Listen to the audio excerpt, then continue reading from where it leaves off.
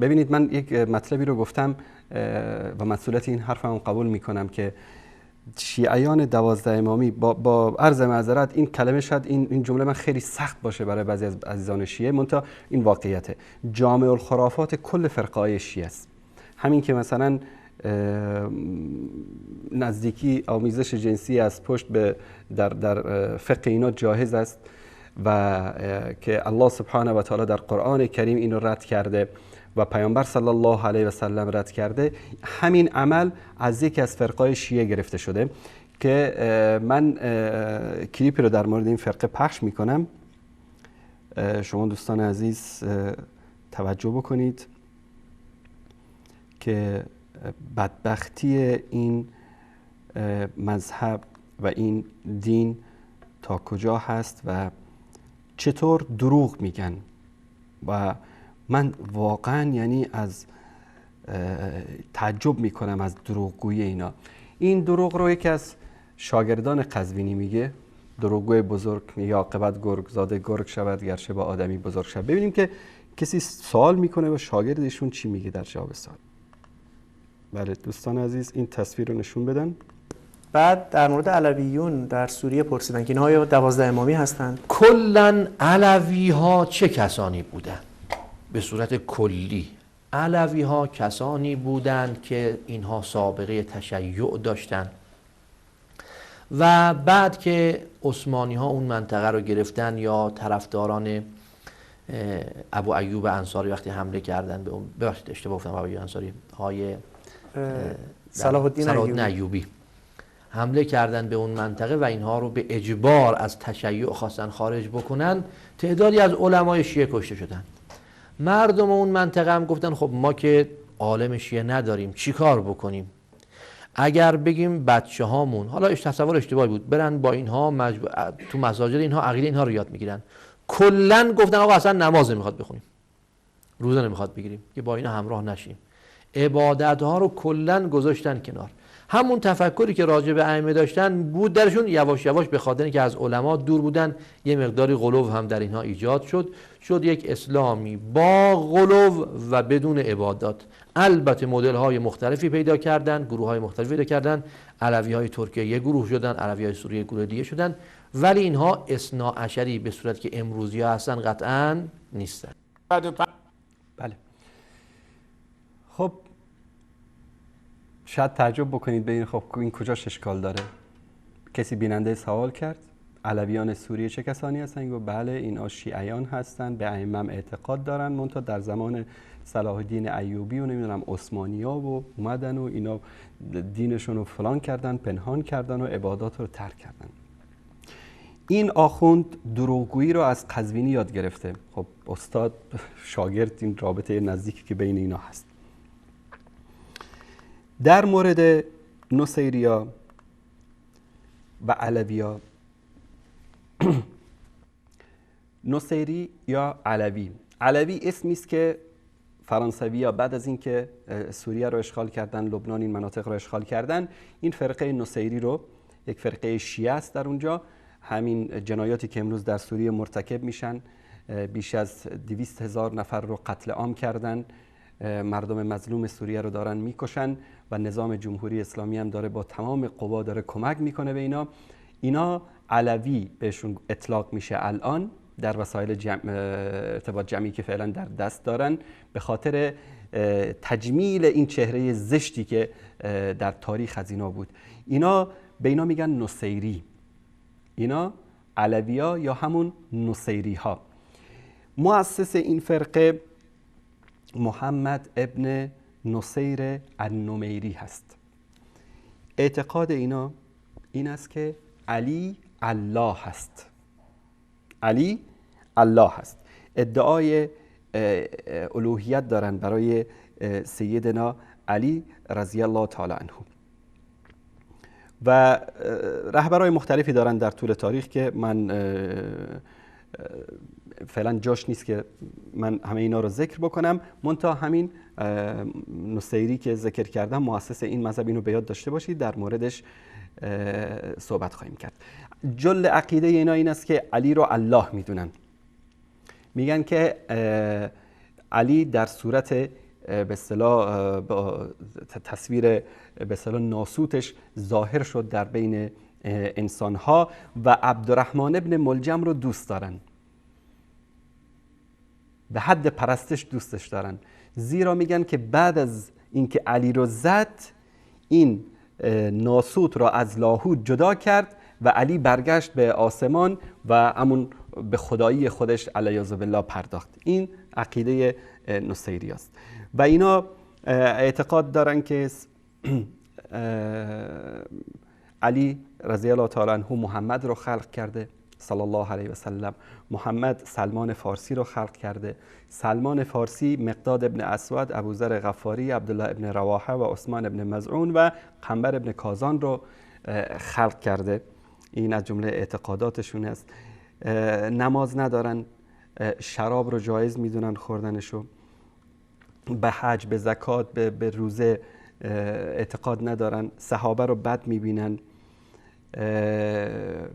و وقتی شهادت میدن به اصطلاح علی و محمد و سلمان و به اینا شهادت میدن، اون شهادتینی که ما داریم ندارن. اتفاق همه علمای اهل سنت بر این است که نکاح با اینها، خوردن ذبایحشون، نماز جنازه بر مرده‌هاشون، دفنشون در مقابر مسلمین جایز نیست. این خلاصه در مورد علوی ها یا همون نصیری هایی که در سوریه وجود داشتن. حالا میریم در کتاب فرق شیعه. دوستان عزیز نشون بدید این کتاب رو. فرق شیعه از حسن ابن موسی نوبختی و سعد ابن عبدالله قمی. در اینجا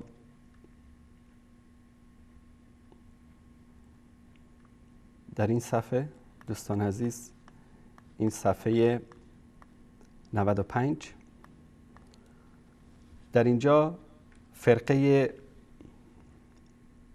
کسی که به امامت علی ابن محمد، این دروغ میگه که در زمان نمیدونم صلاح الدین ایوبی و فلان، این مثلا این همه دروغایی که همون لحظه ساخت، اصلا در هیچ جای نیامده. مرد اصلا جرأت داره ابوالقاسمی و شایعه ولایت بیاد در مورد علویین و نصیری از مصادر خود شیعه صحبت بکنه.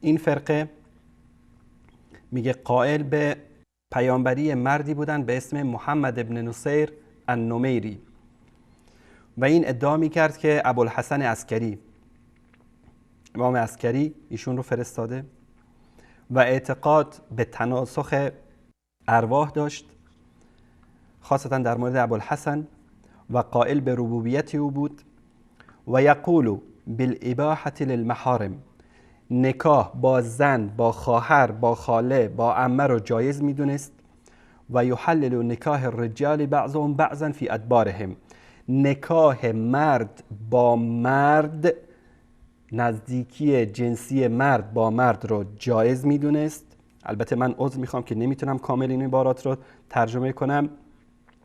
و یزعم ان ذلك من التواضع و تذلل، و ادعا میکرد که این کار، یعنی یک مرد با یک مرد وقتی ازدواج بکنه و عمل جنسی انجام بدن، این از تواضع و تذلل است. در کی؟ فی المفعول بهی، کسی که مورد تجاوز قرار میگرفت این از تواضعش بود که ایشون این کارو میکرد. دوستان زوم بکنن روی این قسمت.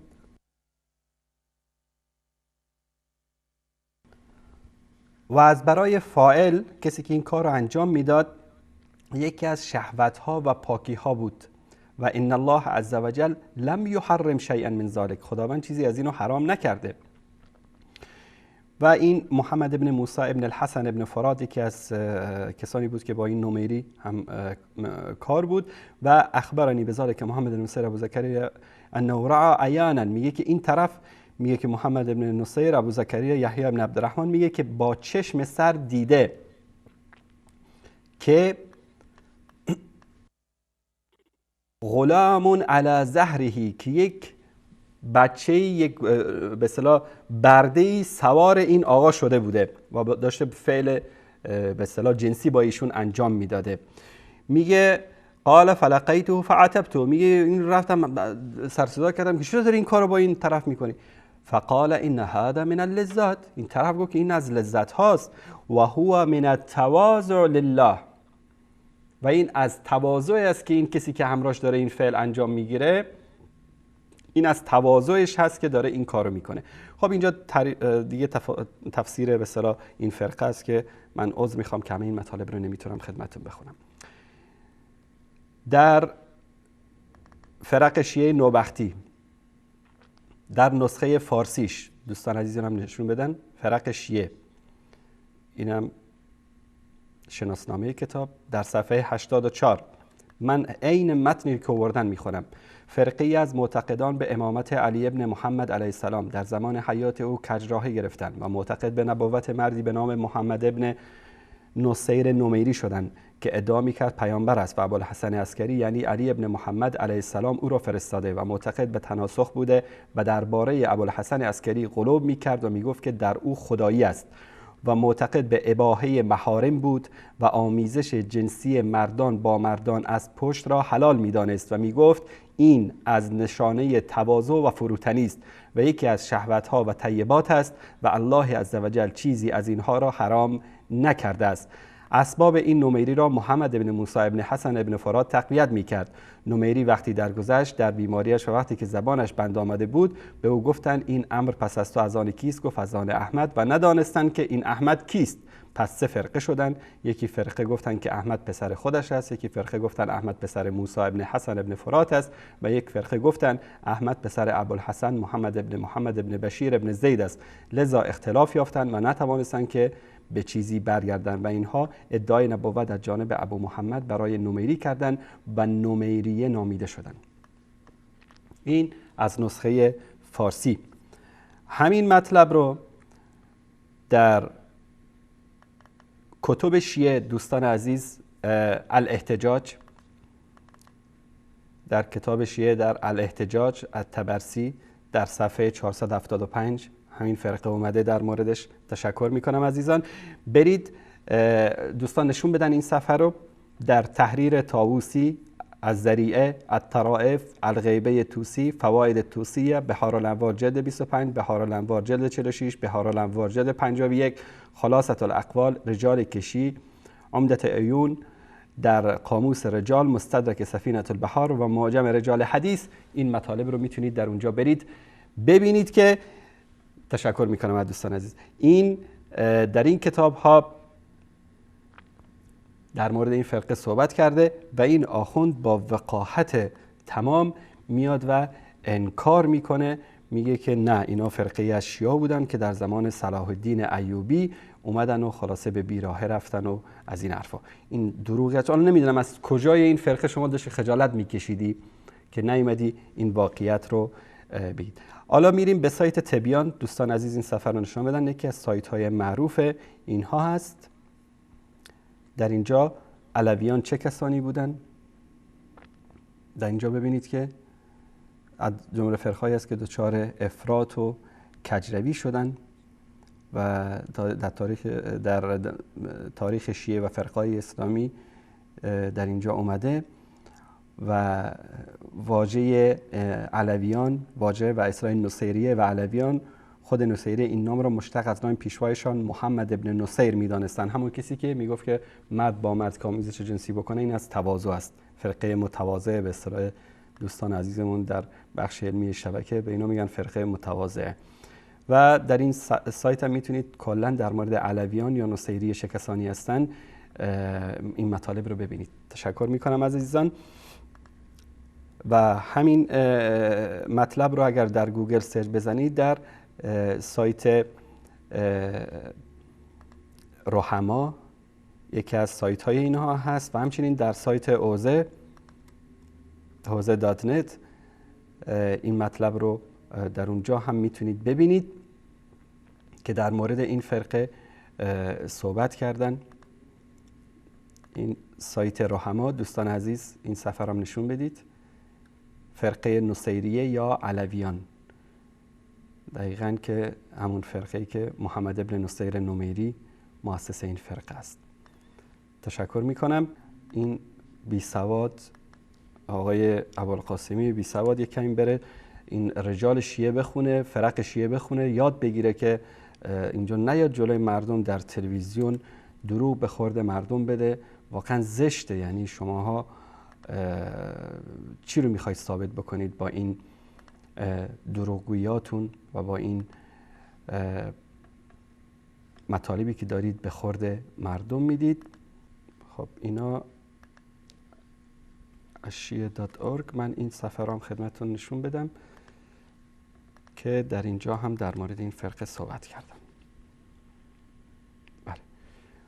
این مرکز جهانی اطلاع‌رسانی آل بیت، این سایت رسمیشون هست، نصیریه، علویان و اثناعشری. در اینجا میتونید برید مفصل در مورد این فرقه در اینجا بحث بکنید و بله.